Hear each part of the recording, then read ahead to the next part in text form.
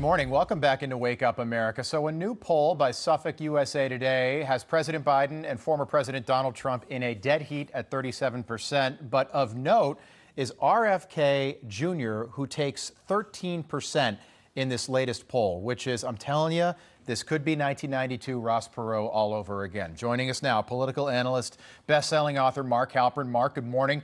Happy Friday. So again, RFK Jr., 13%. Can he actually get on ballots in key states to have an impact here as an independent? Because the polling doesn't make a difference if people can't actually vote for him.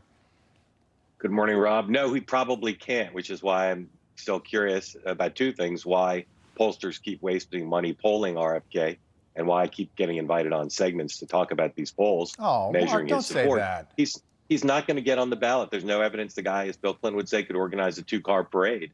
So what makes you think that he can do the very, very difficult task in a very short period of time of gathering the necessary signatures to get on the ballot? It's interesting as a test of just how unhappy the electorate is that he's drawing that amount of vote. But the notion of analyzing who he'd hurt more is, I think, a fool's errand until we see if he can actually get in the ballot, which I doubt he can. Okay, here's why it matters. Before that, Mark, I'd have you on to talk about anything. We can gossip if you want to do that. Let's read the yellow pages instead. No, so here's why it's interesting, and this could happen.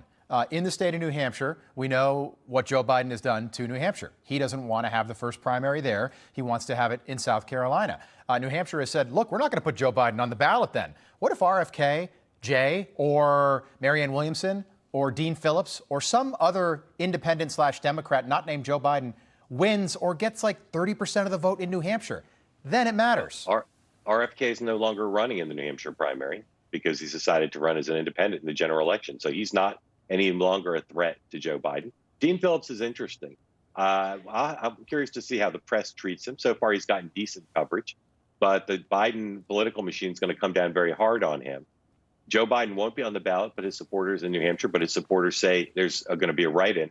Imagine this scenario. Donald Trump wins Iowa and New Hampshire decisively on the night of the New Hampshire primary, gives a big victory speech declaring himself the de facto nominee.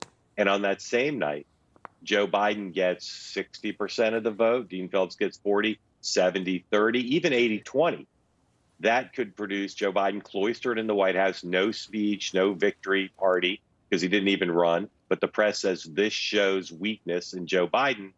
That would be a bad night. And the effective kickoff of a general election in which Donald Trump would be riding high and Joe Biden would be seen as someone who's not even satisfactory to a fifth or more of his own party. Mark, that could happen. I think that Joe Biden is already seen that way in many circles, well, including circles on the left, Mark Halperin. 100%, Rob, yeah. 100%. But it's different when it's in polls and it's in chatter than it would be in the fabled New Hampshire primary. Again, if it's juxtaposed with Donald Trump showing massive support within his own party. Mark, in certain circles here at Newsmax, you've been called a political genius before. I'm not going to say who said that, but somebody who's got a great reputation said that. The elevator operator. Exactly. So New York Magazine had this article about how RFK Jr. would actually help Democrats win.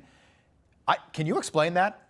I don't get it. Yeah, because people are bored because the Republican nomination fight is not currently a contest.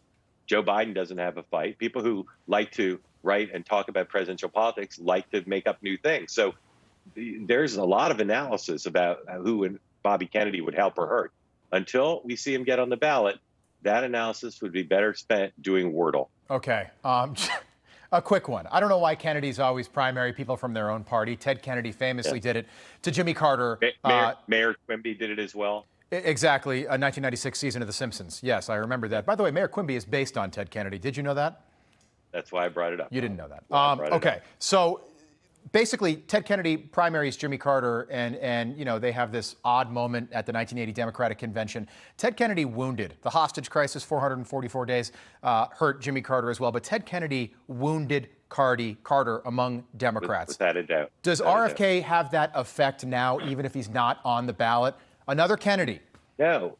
Stop thinking about RFK in that capacity. He's not running against Joe Biden now. If he runs, he's running in the general. Dean Phillips has that capacity. His name's not Kennedy, but he did run a gelato company, and there's some overlap there.